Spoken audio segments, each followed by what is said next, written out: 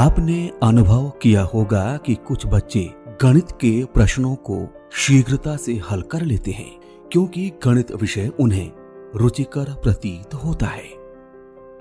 वहीं दूसरी ओर कुछ को उन्हें हल करने में कठिनाई का अनुभव होता है और वे गलतियां करते हैं। बच्चों द्वारा की जाने वाली गलतियों के कारणों की पहचान कर उसे सुधारने की प्रक्रिया ही उपचारात्मक शिक्षण है। उपचारात्मक शिक्षण में मुख्य रूप से 3 बातें निहित होती हैं, जिसमें सबसे पहले उन बच्चों को चिन्हित करना जिन्हें उपचारात्मक शिक्षण की आवश्यकता है, दूसरा त्रुटियां कहाँ हो रही हैं और तीसरा तथा अंतिम है त्रुटियां क्यों हो रही हैं। कक्षा शिक्षण में बच्चों के प्रदर्शन में होने वाली त्रुटियों का उपचार तत्परता और शीघ्रता से होना चाहिए। यदि गलतियों को समय पर दूर नहीं किया जाता है तो वे स्थायी होने लगती हैं और उपचारात्मक कार्य अधिक कठिन हो जाता है। आइए समझते हैं कि हमें गणित की कक्षा में उपचारात्मक शिक्षण करते समय किन बातों को मुख्य रूप से ध्यान में रखना चाहिए। बच्चों का ध्यान विशेष रूप से उन बातों की ओर खींचा जाए जिसमें वे त्रुटि करते हैं। बच्चों को व्यक्तिगत परामर्श दिए जाएं, उनका निरंतर और सतत आकलन होता रहे। प्रश्न उत्तर विधि का प्रयोग करते हुए बच्चों की समस्याओं का समाधान किया जाए। चित्र, मॉडल, चार्ट, आकृति एवं अन्य टीएलएम का यथासंभव प्रयोग हो। इस बात का विशेष ध्यान रखें कि बच्चे एक ही गलती को बार बार ना दोहराएं। उदाहरणों का चयन बच्चों की विषय वस्तु में होने वाली कठिनाई के स्तर को ध्यान में रखकर करें। बच्चों द्वारा की गई त्रुटियों को ध्यान में रखते हुए ही बच्चों को अभ्यास कार्य दिए जाएं। आइए देखते हैं कि इस कक्षा में शिक्षिका बच्चों को गणितीय संक्रियाओं की जानकारी किस प्रकार दे रही हैं। ये हासिल वाले घटाने के सवाल तो आप सभी करना शुरू करिए। देखते हैं कौन कौन से बच्चे मुझे सही करके दिखाते हैं। तो चलिए फिर करना शुरू करिए आप सभी।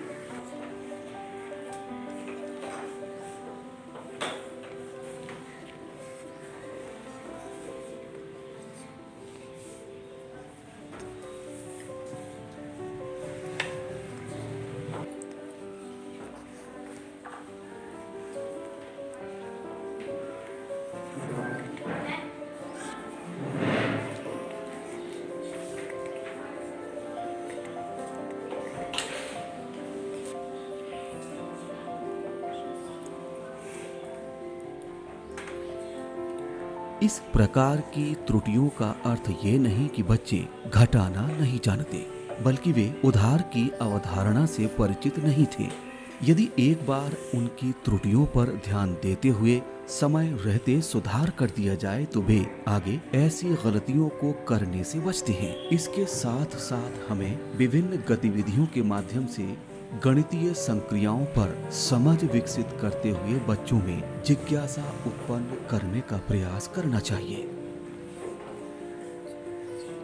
आइए अब देखते हैं कि इस कक्षा में क्या हो रहा है। इस कक्षा में शिक्षिका बच्चों से श्यामपट पर सवालों को हल करवा रही हैं।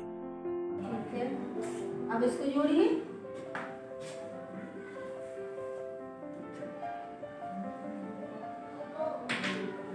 ठीक किया ना इन्होंने?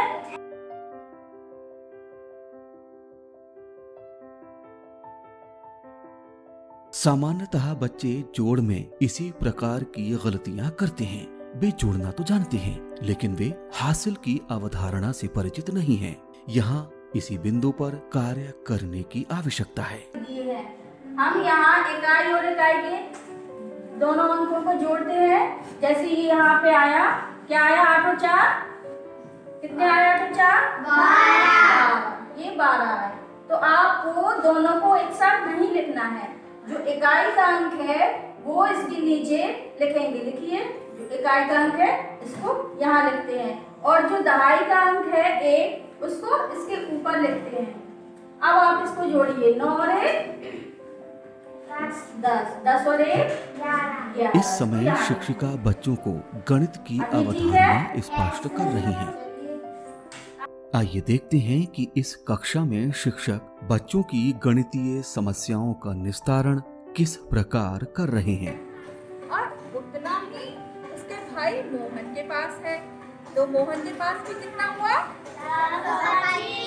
425 किलोग्राम। और उतना ही राजू के पास है।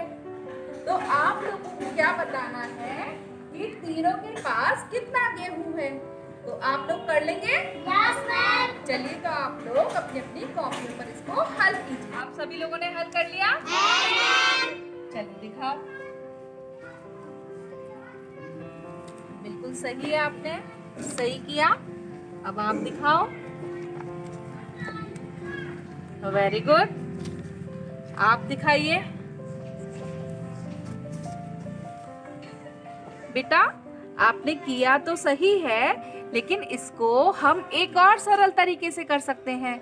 यदि कोई एक संख्या कई बार आती है तो उसको हम जितनी बार उसका रिपीटेशन होता है उसको उतने से गुणा कर देते हैं। जैसे 425 और 425 और 425 कितनी बार है? 3 बार। तो हम 425 को 3 से गुणा कर देंगे। तो 3 पंजे 15 की 5 हासिल 1। 3 दूनी 6 और 1 7। 3 चौक 12। कक्षा में बच्चों का सतत और निरंतर आकलन इसी कारण आवश्यक है ताकि सीखने सिखाने में आने वाली समस्याओं के निराकरण हेतु समय रहते आवश्यक कदम उठाए जा सकें। हमें उपचारात्मक शिक्षण अपनाते समय ऐसी रणनीतियां और तरीके अपनाने होंगे जिससे कि बच्चों में सीखने के अंतर को कम किया जा सके और उन्हें कक्षानुरूप स्तर पर लाया जा सके।